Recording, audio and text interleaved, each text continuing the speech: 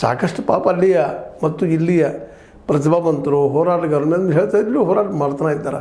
ಆದರೆ ಈ ನಮ್ಮ ವಿಶೇಷವಾಗಿ ಕೃಷ್ಣ ಬೈರೇಗೌಡರು ಮಾತಾಡಿದ ಮೇಲೆ ಉತ್ತರ ಕೊಟ್ಟ ಮೇಲೆ ನಮ್ಮ ದುರ್ಯೋಧನ ಐಹೊಳೆ ಅವರಿಗಾಗಿರ್ಬೋದು, ಬಾಲಚಂದ್ರ ಜಾರಕಿಹೊಳಿ ಅವರಿಗಾಗಿರ್ಬೋದು, ಅದೇ ಕಾರಕ ಶಶಿಕಲಾ ಜೊಲ್ಲೆ ಅವ್ರಿಗಾಗಿರ್ಬೋದು, ಇವರಿಗೆಲ್ಲ ಕೊಟ್ಟಂತ ಮುಂದೆ ನಮ್ಮ ರಾಜು ಕಾಗೆ ಅವರಾಗಿರ್ಬೋದು, ಇವರೆಲ್ಲ ಕೇಳಿದ ಪ್ರಶ್ನೆಗಳಿಗೆ ಅಡ್ಡಗುಡಿ ಮೇಲೆ ದಿಪ್ಪಟ್ಟಂತ ಉತ್ತರ ಕೊಟ್ಟಿದ್ದನ್ನು ಗಮನಿಸಿದಾಗಂತೂ ಇದು ಆಗ್ತದಲ್ಲ ಅಂತ.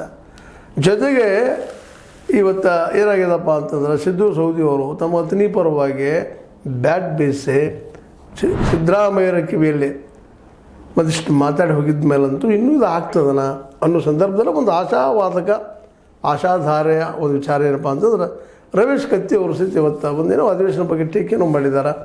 ಇದನ್ನು ಟೂರಿಂಗ್ ಆಗಿದ್ದೇನಪ್ಪ ಬಂದು ಎದ್ದು ಹೋಗೋದಕ್ಕೆ ಒಂದೇನೋ ಡಿಸಿಷನ್ ತೊಗೊಳ್ರಿ ಫಾರ್ಮ ಇವೆರಡೂ ಜಿಲ್ಲೆಗಳನ್ನ ಘೋಷಣೆ ಮಾಡಿರಿ, ಚಿಕ್ಕೋಡಿ ಮುಖ್ಯವಾಗಿ ಟ್ರಸ್ಟ್ ಕೊಟ್ಟು ಹೇಳಿದ್ದಾರೆ.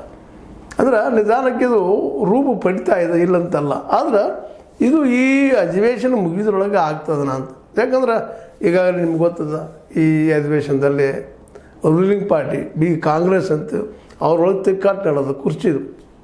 ಒಂದು ಕಡೆ ಡಿ ಕೆ ಶಿ ಅವರು, ಇನ್ನೊಂದು ಕಡೆ ಸಿದ್ದರಾಮಯ್ಯನವರು, ಅವ್ರ ಬೆಂಬಲಿಗರು, ಅವ್ರಿಗಿಂತ ಹೆಚ್ಚು ಅವ್ರ ಬೆಂಬಲಿಗರು ಇದು ಮುಂದುವರಿಸ್ತಾ ಇದ್ದಾರೆ. ಈ ತಿಕ್ಕಾಟದೊಳಗೆ ಇವೆರಡೂ ಜಿಲ್ಲೆಗಳು ಆಗ್ತಾವ ಅನ್ನೋಂಥ ಪ್ರಶ್ನೆನೂ ಇವತ್ತು ಶುರುವಾಗಿಬಿಟ್ಟಲ್ಲ. ಮತ್ತು ಇದನ್ನು ಅನಿವಾರ್ಯವಾಗಿ ಎರಡೂ ಜಿಲ್ಲೆಗಳನ್ನ ಘೋಷಿಸಬೇಕಾಗಿದ್ದು ಅವ್ರ ಧರ್ಮ ಸತೀಶ್ ಅವ್ರದ್ದು ಮಾಡಬೇಕು, ಅವರು ಒತ್ತಡ ತರಬೇಕು ಅನ್ನೋದು ಪ್ರತಿಯೊಬ್ಬ ವ್ಯಕ್ತಿಯ ಮನದಾಳದ ಮಾತುಗಳಾಗಿದ್ದಾವೆ. ಮಾತಾಡ್ತಾ ಇದ್ದಾರೆ ನಿಧಾನಕ್ಕೆ.